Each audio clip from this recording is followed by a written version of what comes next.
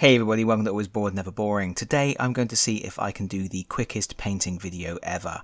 Recently I acquired the Evil Warriors Wave 1 expansion for Masters of the Universe Battleground, and that expansion included 2 small teleporter pads, and in the video today we're just going to see if we can paint those as quickly as possible. As you can see, they are very small terrain elements that you place on the battlefield to indicate where teleporters are, and I have started by spray undercoating them with Chaos Black.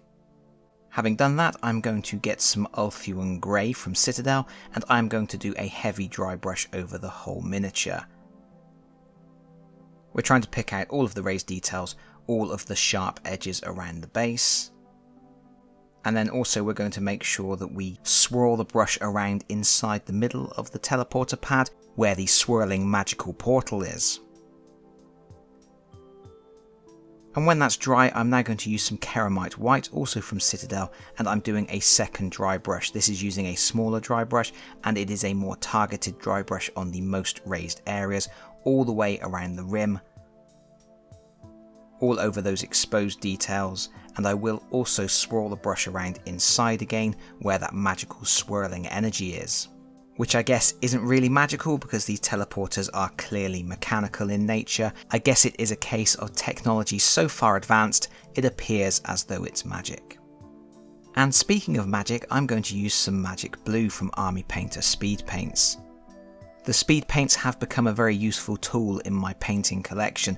I will use them for picking out very small details. In this case, I'm going to use it to pick out the 2 little lights around the edge of the teleporter pad.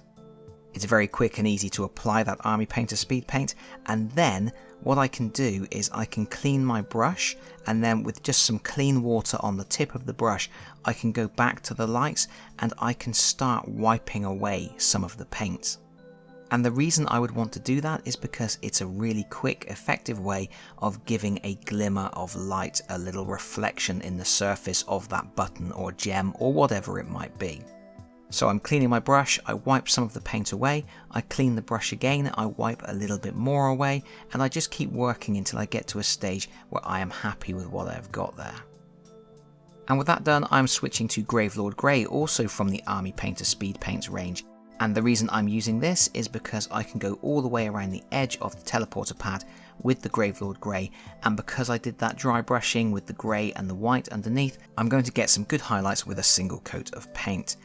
You may be wondering why I'm not going to do this in metallic. It's because I have decided that for the Masters of the Universe miniatures, I'm not going to be using any metallic paints.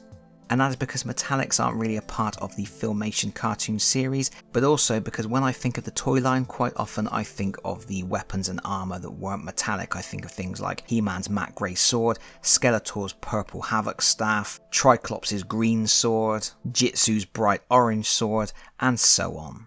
But with all of the grey done, we are nearly finished. We are just going to switch to Hex Wraith Flame, a technical paint from Citadel, and we are going to apply this into that swirling vortex in the centre of the teleporter. I don't get to use Hex Wraith very often. I thought this would be a good option for this, and I'm quite happy with how it turned out.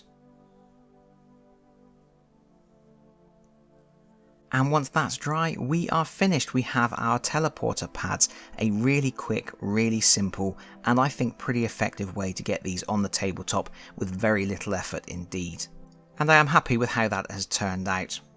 And that's about it for this video. I did also purchase the Masters of the Universe Wave 1 expansion for Battleground, which included a different type of terrain elements. It included force fields. I'm going to be painting those up in a separate video, and also showing you all of my Masters of the Universe terrain painted up on the tabletop, so you can see what it all looks like when it's together before I really dive into painting the characters.